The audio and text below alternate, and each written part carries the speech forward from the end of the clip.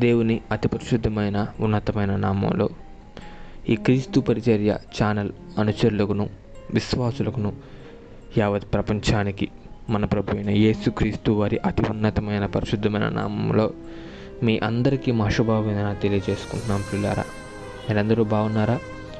దేవుని కృపలో మీరందరూ ఈరోజు ఆలయానికి వెళ్ళి వాక్యం ధ్యానించి దేవునిలో బలపడ్డారు అని నేను నమ్ముచున్నాను. అదేవిధంగా దినదినం మేము అందించే ఈ వాక్యం ద్వారా బలపడుచున్నారని, ధైర్యపడుచున్నారని మేము విశ్వసిస్తూ ఉన్నాం. అవును ప్రియులారా, ఈ వాక్యం మీ విశ్వాస జీవితానికి బలపడింది అన్నట్లయితే మాకెంతో సంతోషం మరియు ఆనందంగా ఉంటుంది. కాబట్టి దేవుణ్ణి అందరం నిత్యం స్తుతిద్దాం, ఆరాధిద్దాం. ఆయన అత్యున్నత నామముని నిత్యం గణపరుద్దాం. ప్రియులారా, అయితే ఈ దిన ధ్యానంలో కనుక మనం వెళ్ళినట్లయితే స్తుతి నీ స్థితి మార్చును అన్న అంశం మీద ఈరోజు నేను మాట్లాడాలని ఇష్టపడుతున్నాను. ప్రియులారా, ముందుగా ఈ స్తుతి అంటే ఏంటో మనకు కనుక వివరణ తెలిసిందంటే ఆ స్తుతి దేవునికి ఎందుకు చేయాలి, అది చేసినందువల్ల మనకి ఏంటి ఉపయోగం, ఆ స్తుతి ద్వారా మన స్థితి ఎలా మారుతుంది అన్న విషయం మనకు అర్థమవుతుంది. అయితే దీనికి అనేకమైనటువంటి వాక్యాలు బైబిల్లో మనకు సాక్ష్యాలుగా ఉన్నాయి. ధర్మశాస్త్రంలో అనేకమైనటువంటి వాక్యాలు మనకు సాక్ష్యాలుగా కనపడతాయి. కాబట్టి ఒక వాక్యం అంటూ దీనిపైన చెప్పలేం, కానీ కీర్తనకారుడు రాసిన ఒక అద్భుతమైన వాక్యాన్ని ఈరోజు మనం ఒకసారి స్తుతి గురించి జ్ఞాపకం చేసుకుందాం. అది ఏంటి అన్నట్లయితే అది కీర్తనల గ్రంథము 113వ అధ్యాయము 3వ వచనం కనుక ఒకసారి మనం జ్ఞాపకం చేసుకున్నట్లయితే, సూర్యోదయము మొదలుకొని సూర్యాస్తమయం వరకు యెహోవా నామము స్తుతి నొందదగినది. ఆమేన్. ఈ వాక్యాన్ని మీ హృదయాల్లో ఉంచుకునే దానికి ప్రయత్నం చేయండి పిల్లారా. అయితే ఇక్కడ మనకు కీర్తనాకారుడు ఏం చెప్తున్నాడు అనంటే, మనం ఉదయాన్నే నిద్ర లేచింది మొదలుకొని రాత్రి మన నిద్ర పడకల దగ్గరికి మనం చేరే అంతవరకు దేవునికి స్తుతులు అర్పించడం మంచిది. స్తుతులు అర్పించడానికి దేవుని నామం తగినది అని ఇక్కడ కీర్తనకారుడు మనకు స్పష్టంగా రచించి ఉన్నాడు. గమనించిన పిల్లారా, ఈరోజు మన కుటుంబాల్లో మనం దేవునికి స్తుతి చేస్తున్నామా లేదా అన్న విషయం గురించి మనం ఈరోజు మాట్లాడుకుందాం. మనల్ని మనం ఒకసారి పరిశీలన చేసుకుందాం. అయితే స్తుతి అంటే ఏంటి అని అంటే, నేను ఎక్కువ దీనిపైన ల్యాగ్ చేయను, అంటే ఎక్కువ అర్థం అవ్వకుండా మీకు చెప్పను. ఒకటే మాట మీద మీకు చెప్పాలని నేను ఆశపడుతున్నాను. అదేంటి అంటే, దేవుడు మనల్ని అనేక కుటుంబాలుగా అనేక మందిగా మనల్ని ఏర్పరచుకొని ఉంటాడు. అయితే వాళ్ళు ఆయన నామముని ఏ విధంగా బయటికి ప్రచురింపచేస్తాడో, ఏ విధంగా ఆయన నామముని ప్రచురింపచేస్తారో, ఏ విధంగా ఆయన నామముని ఘనపరుస్తారో, ఏ విధంగా ఆయన నామముని ఇతర ప్రజలకు ఏ విధంగా ప్రచురింపచేస్తారో దాన్ని స్తుతి అని అంటారు. అంటే జాగ్రత్తగా చెప్తానండి. అంటే దేవుని నామాన్ని మనం ఎప్పుడైతే స్తుతించడం మొదలు పెడతామో దేవునికి మన మీద దృష్టి మళ్ళుతుంది. అది ఎటువంటి స్తుతి అని అంటే, మన మనసులో ఉన్నది, మన జీవితంలో అనుభవిస్తున్న, మన జీవితంలో పడిన కష్టంని, మన జీవితంలో మనం అనుభవించిన క్షణాలని మనం దేవుని ముందు ఉంచడం. చాలామంది స్తుతి అంటే ఏమనుకుంటారంటే ఆయన్ని పొగడటం అని అనుకుంటూ ఉంటారు. అయితే ఆయనకి స్తుతి చేస్తే ఆయన పొంగిపోయి మనకు అన్నీ అనుకరిస్తారు అని చాలామంది ఈరోజు నిజంగా భ్రమపడుతూ ఉంటారు. ఈరోజు నేను చాలా దగ్గరలో కూడా విన్నా.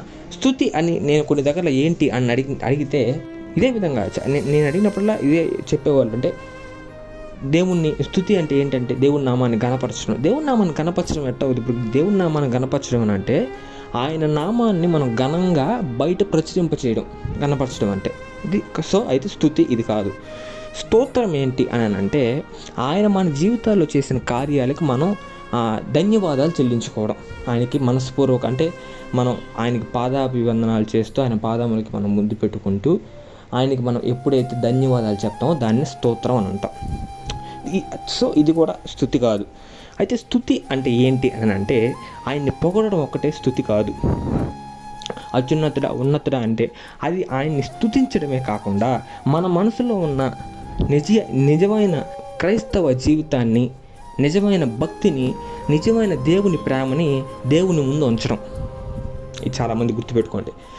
స్తుతి అని అంటే నిజమైన ప్రేమను, నిజమైన క్రైస్తవ్యాన్ని, నిజమైన భక్తిని ఆయన ముందు మనం ఉంచడం. మన స్తుతులతో మన స్తుతులు ఆయన చెల్లించినప్పుడు మన పాటలతో కానీ మన మాటలతో కానీ ఆయన్ని ఎప్పుడైతే మనం స్తుతించడం మొదలు పెడతామో దేవునికి మన విషయం అర్థమవుతుంది. మన విషయం అంటే ఏంటో తెలుసా? మనం దేనికి స్తుతి చెల్లిస్తున్నామో ఆయనకి అర్థమవుతుంది. ప్రియులారా, మనం కష్టంలో ఉన్నప్పటికీ, సంతోషంలో ఉన్నప్పటికీ ఆయనకి స్తుతిని చెల్లించే వారిగా మనం ఉండాలి. అయితే చాలామంది స్తుతి అని అంటే స్తుతితో ఆయన్ని మనం ఎక్కువగా ఆయన స్తుతించడం, ఆయన గణపరచడం, ఆయన ఆరాధించడం అని అంటే దావీదునే ఎందుకు ఎంచుకుంటారో తెలుసా? దావీదు ఆయన జీవితంలో దేవుణ్ణి ఎక్కువగా స్తుతించాడు. దావీదు ఎప్పుడైతే దేవుణ్ణి స్తుతించడం మొదలుపెట్టాడో ఆయన జీవితాల్లో ఆయన ఆశీర్వాదాలు పొందుకున్నాడు. ప్రియులారా, ఈరోజు మనం ఎంత చేసినా కూడా దావీదు చేసిన కొంత స్తుతిని కూడా మనం ఈరోజు మన కుటుంబాల్లో దేవుని కొరకు మనం చెల్లించడం లేదు. దావీదు స్తుతి అంటే ఎలా ఉంటుందో తెలుసా? పరవశుడై దేవునికి ఆ పాటలు పాడటం, పరవశుడై దేవుని స్తుతించడం. అంటే ఆయన స్టేట్ ఆఫ్ మైండ్లో ఆయన ఉన్నాడు. అంటే ఆయన మైండ్ పైన కానీ, ఆయన బాడీ పైన కానీ ఆయన కంట్రోల్ ఉన్నదంట. ఆయన దేవుని స్తుతించేటప్పుడు ఆయన మైండ్ పైన కానీ, ఆయన బాడీ పైన కానీ ఆయన కంట్రోల్ ఉండదు. అంతటి స్తుతి దేవునికి, అంతటి గొప్ప స్తుతి దేవునికి దావీదు చెల్లించేవాడు. అలాగ నా జీవితాల్లో మనం దేవుని స్తుతించగలుగుతున్నామా? దేవుణ్ణి పొగిడే స్తుతి అని కాకుండా మన నిజాయితీని, మన నిజమైన క్రైస్తవ్యాన్ని, మన నిజమైన భక్తిని, దేవుని మీద మనకున్న ఉన్నటువంటి ప్రేమని ఆయన ముందు మనం ఉంచగలుగుతున్నామా మన స్తుతితో? ఈరోజు మనం ఆత్మ పరిశీలన చేసుకున్నాం ప్రియులారా. అదేవిధంగా కీర్తనకారుడు ఒక మాట అంటాడు, ఇంత గొప్పగా నేను నీకు స్తుతులు చెల్లించడానికి నేను ఏ పాటి వాడును, నా కుటుంబం ఏ పాటిది అని. ఎంత అద్భుతమైన మాట! మనల్ని ఒకసారి జ్ఞాపకం చేసుకున్నాం ప్రియులారా. ఆయనకి స్తుతులు చెల్లించడానికి నేను సరిపోను, నా కుటుంబం సరిపోదు అని ఇక్కడ క్రైస్తవకారుడు మనకు చెప్తున్నాడు. ఆయన చేసే స్తుతే దేవునికి సరిపోదు అని అంటే మనం ప్రతిరోజు కుటుంబ ప్రార్థనలు చేసి కొంతసేపు చేసి ఆపేసి స్తుతి అసలు సరిపోదు. నేను చెప్తున్నాను ప్రియులారా, ఈరోజు మనం మన పాపపు జీవితంలో మునిగిపోయి దేవుని స్తుతించడం మర్చిపోయాం. దేవుని స్తుతించడం పక్కన పెట్టేశాం. దేవుని స్తుతించడం ఆపేశాం. నిజంగా ఈరోజుకి మనం ఇది ప్రశ్న వేసుకోవాల్సిన రోజు ఒకరోజు వస్తుంది. మనమే ఈ ప్రశ్న అడగాలి. ఎదుటి వారికి స్తుతి గురించి చెప్పే ముందు ఏదో ఒక విషయంలో దేవునికి మనం స్తుతులు చెల్లించాలా. ఆ విధంగా మనం చెల్లించిన వారి ముందు అయితేనే ఎదుటి వారికి మనం చెప్పగలుగుతాం. మన కుటుంబాల్లో ఈరోజు చాలా కుటుంబాల్లో జరిగేది అదే. నేను ఒక దగ్గరికి బయటికి ఎక్కడికో వెళ్ళినప్పుడు ఒక దైవజనుడు ఇలాగ చెప్తూ ఉన్నాడు వీళ్ళారా. అది ఏంటి అని అంటే, స్తుతిస్తే దేవుడు పొంగిపోయి మనకు కావాల్సిన అనుగ్రహిస్తాడు అని. దీన్ని ఎంతవరకు మీరు అంగీకరిస్తారు, ఏకీభవిస్తారు? నాకు చెప్పండి.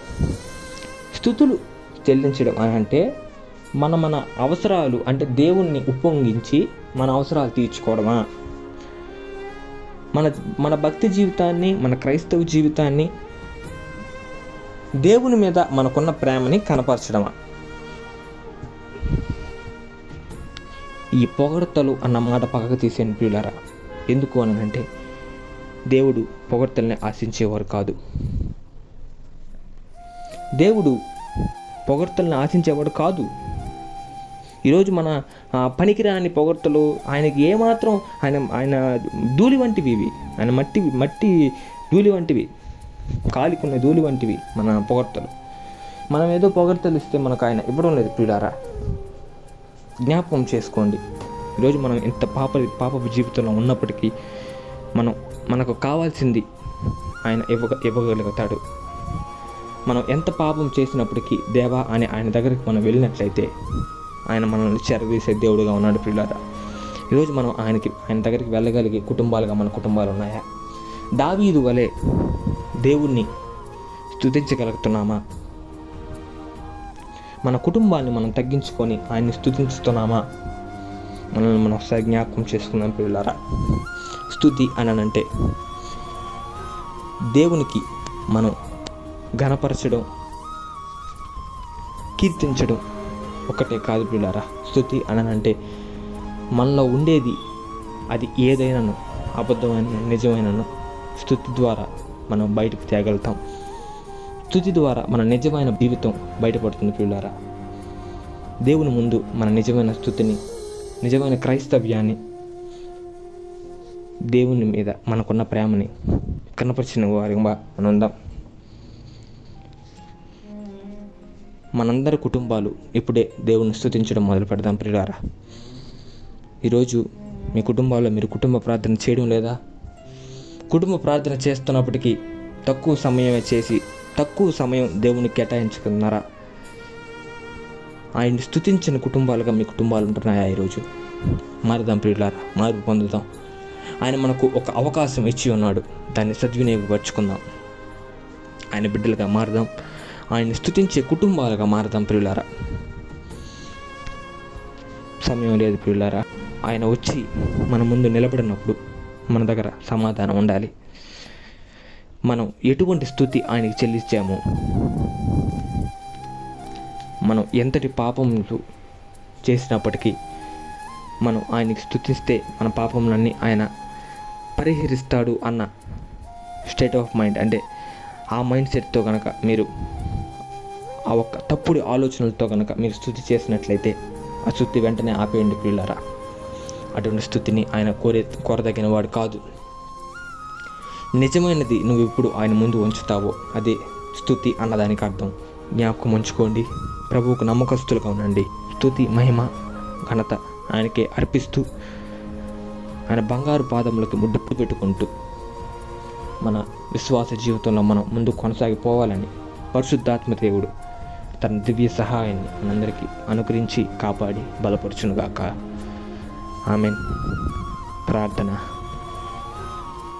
ప్రేమగల మహిమగల మా దేవుడా, మా రక్షక, వేత్రముల వరకు మేలును కనికరమును చూపించే దేవుడా, అత్యున్నతుడా, ఉన్నతుడా, ఉన్నవాన్నో అని అనువాడవని దేవా, నీకే వందనాలు, స్తుతులు, స్తోత్రాలు చెల్లించుకుంటున్నాం నా తండ్రి.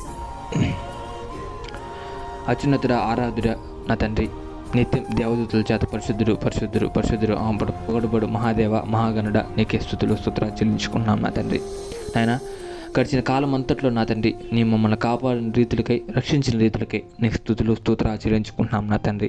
నాయన, ఈరోజు మేము ధ్యానించుకున్న రీతిగా స్తుతి అంటే మా నిజమైనది నా తండ్రి నీ ముందు ఉంచి, నాయన మా జీవితాన్ని మీ ముందు ఉంచి నా తండ్రి మీరు ఇవ్వగలిగిన సమాధానాన్ని మేము పొందుకొని మా క్రైస్తవ జీవితాన్ని బలపరుచుకునేదానికి, మా విశ్వాస జీవితంలో ముందుకెళ్ళేదానికి నీ శక్తిని మేము పొందగలిగే కుటుంబాలుగా మేము ఉండాలని, మా కుటుంబాలను ఏర్పరచుకోమని వేడుకుంటున్నాం నా తండ్రి. నాయన, ఏ కుటుంబాల్లో ఏ కష్టాలు ఉన్నాయో నాకైతే తెలియదు నా తండ్రి. సమస్తం ఎరిగి ఉన్న దేవుడు నా తండ్రి, ఆ కష్టాలను తీర్చగలిగిన దేవుడు నా తండ్రి. ప్రతి ఒక్క బిడ్డకి తోడేయండి, ప్రతి కుటుంబానికి తోడేయండి. నీ సమాధానాన్ని, నెమ్మదిని, క్రమాన్ని నా తండ్రి ప్రతి కుటుంబానికి అనుగ్రహించమని వేడుకుంటున్నాం నా తండ్రి. ప్రతి ఒక్క సంఘాన్ని కాచి కాపాడి బలపరచమని వేడుకుంటున్నాం నా తండ్రి. అలాగే నా తండ్రి, ఎవరైతే నా తండ్రి కన్నీటి ప్రార్థన చేస్తున్నారో అటువంటి ప్రతి ఒక్క బిడ్డ విజ్ఞాపన నా తండ్రి ఆలకించి వాళ్ళకి ఏమేం కావాలో దయచేయమని వేడుకుంటున్నాం నా తండ్రి. అలాగే నా తండ్రి, ఈ క్రీస్తు పరిచర్య సేవని ఇంతలా ఆశీర్వదించేందుకు నీకు స్తుతులు, స్తోత్రాలు చెల్లించుకుంటూ ఇక మీదట నా తండ్రి ఈ వాక్యం విని నా తండ్రి ఎంతోమంది బలపడాలని, దీవించబడాలని నా తండ్రి నీ సహాయం పొందుకొని అదండి మా జీవితాల్లో మేము ఎంతటి కష్టం వచ్చినా ఎదుర్కొని ముందుకు వెళ్ళే కుటుంబాలుగా ఉండాలని మన ప్రభువైన యేసుక్రీస్తు వారి అతి ఉన్నతమైన పరిశుద్ధమైన నామంలో అడిగి వేడుకొని పొందుకుంటున్నాం మా తండ్రి. Amen. God bless you. Praise the lord.